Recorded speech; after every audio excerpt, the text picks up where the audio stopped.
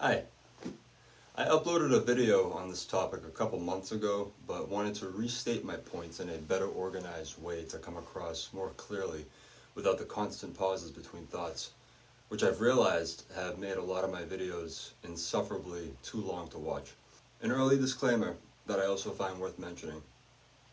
This is a personalized understanding of something I have found no longer serves me. I'm not here to tell anyone how they should live their life or how to spend their time. Though others may find themselves agreeing with some of my points, they are purely anecdotal and are not expressed for the purpose of judging those whose shoes I have not walked in. Plainly, this is not an attack on those content with their recreational habits. I don't speak for you, down to you, or against you. This is not to say I am better than anyone other than who I used to be. With that said, thanks for being here. I'll begin with why I stopped smoking. Last July, when I first stopped smoking weed, it wasn't something I necessarily wanted to do. This decision to abstain would be made only hours before my family and I would embark on a days-long road trip from New England down to Texas, where we'd be spending a couple weeks down there. Along the way, we'd have to travel across several southern states where the mere possession of marijuana still carried the risk of severe penalty, causing circumstances that would no doubt jeopardize myself, but more importantly, my wife and children who were with me.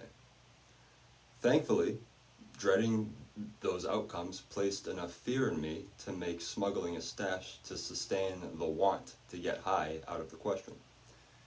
It wasn't worth the risk, but until then I had been a daily, nearly hourly pot smoker since late 2019. I was riddled with anxiety over how my body would adjust without its expected intake of THC. Now, the intensity of my smoking habit may be something you who is watching can relate to. Pot was what I ran to first whenever something got overwhelming or challenging.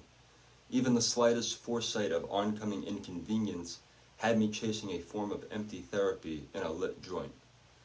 It also had an illusory effect on me as being a trusty social relaxant, convinced it made conversation more smooth and conducive.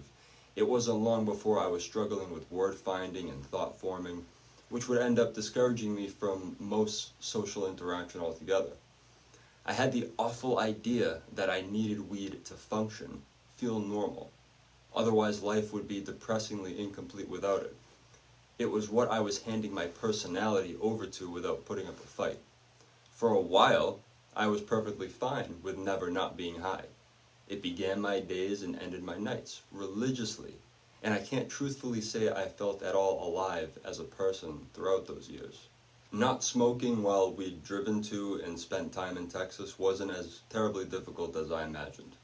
By the time we were there, I really didn't have a choice. It wasn't freely legal to purchase, and I had no established connections to get any from. But being completely honest, I replaced it with using nicotine vapes, which are likely worse for me. At the very least, I was forced into a tolerance break and had a much needed rest from the endless psychoactive haze, where I was suffering the sight of life passing through a blurry lens. By the time I returned home, I had gone several weeks without weed. Albeit pacified by this new nicotine habit, it was nice to feel a renewed sense of clarity with a good amount of the fog cleared. I knew now I didn't want to go back to it. I had thought about what it was causing for me. Putting off life, cowering from its difficulties, social isolation, and confinement to a world in my head that I couldn't help but to overthink into oblivion. But I still had a half ounce or so of it left sitting in a rolling tray in my bedroom. I'll tell you, that earthy odor when I first entered my room after coming back from my trip greeted me like a hug from an old flame. Pun intended.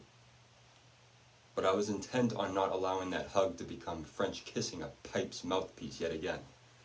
For a couple days, I let the weed sit there at where it was, eyeing it, and when I wasn't eyeing it, I could smell it surrounding me. So, I threw it all in the trash. The weed, along with every bit of paraphernalia I bought throughout the years, would not bring me to my knees the way I had let it for so long. The last remnants to go were a couple of emergency roaches I kept in my car in case I absolutely needed them. I knew if I gave in and smoked those though, getting high would only cause me to go out and search for more. After letting those loiter in my car like a couple of scalawags up to no good on the Stormalong Harbor Pier, I sent them to Davy Jones' locker next. I was completely free from the temptation with no compulsion to ever rush to the dispensary to replenish. And I haven't looked back. To elaborate a little more in detail on the effects, the weed, though starting as a responsible relationship, became toxic as a result of my own doing. It wouldn't be honest to tell you this was the weed's fault. I couldn't control my consumption after a certain point or even wait to find reasonable time to enjoy it. That's why cutting myself off from it completely was most necessary in my case. As I said, I was delaying life and all things I wanted to do or was called to do. I was socially regressive. I was greatly incoherent and prone to nonsensical, tangential speech when I'd smoked before or while filming YouTube videos, which I've kept on my channel. You can go through my older uploads from the past few years and witness the difference between then and now. There was even a period of time when the overthinking became torturous, intrusive thinking. That was absolute hell. Certain thoughts were stuck in place. False memories, also known as confabulations, were getting planted in my head. And for those who've never experienced this, I wouldn't wish them on my worst enemy. Reality, as I recalled it, was being misplaced and rearranged with events and timelines that didn't exist, towards the brink of what I could only expect as a schizophrenic collapse. It was one of the most fearful things I've ever dealt with. So much so, I'm not comfortable discussing it any further than that. I take complete responsibility for how much I let weed autopilot my daily life. But that doesn't excuse how little people are being educated and being susceptible to these dangers as well. I still do believe in what it can achieve for others therapeutically in treating a spectrum of illnesses. It's been shown to quell symptoms of Parkinson's disease, hyperemesis, severe autism, and even multiple sclerosis. But there is an important distinction between what is remedy and what is pacification. Recreational use for decades has been popular among Americans, but the commercialization of it, as a result of widespread legal use, has many now chasing mutant potencies. Often I would always try to get my hands on the strongest strain I could afford. And many argue that it's not the percentage of the THC that makes the weed a good smoke, but the terpene profile it has. Which, yes, different terpene profiles enhance certain aspects of the high, but people like myself typically seek to be obliterated, as it were. And that's really only achieved by heightening the amount of THC taken in. For me, I couldn't reach a decent high if what I was smoking was below the range of 30% or more. I'll emphasize once more, this is not an attack on pot smokers. Others might be quick to tell me, oh, well, I burn all day, every day, and, I'm just fine. You just couldn't handle it. And they'd be right. Eventually, I couldn't handle it. And thank God there were circumstances in place that would, unbeknownst to me at the time, would help me to give it up. Weed has been long propped up as a friend you could spend a moment with and find relief in.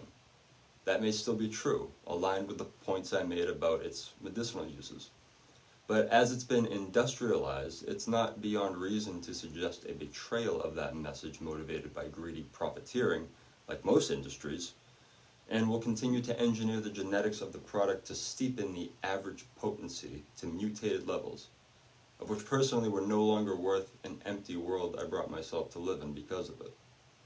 Motivation has returned to me in a resounding way. Life doesn't have this filtered layer on it anymore that made me believe every important thing I had to do had to have this weed-fueled element of fun or excitement to it. Again, because people don't listen, I speak only for myself. With how my life is now structured, I had to submit to the fact, considering all factors, that smoking doesn't have room to be part of that architecture. Thank you for listening.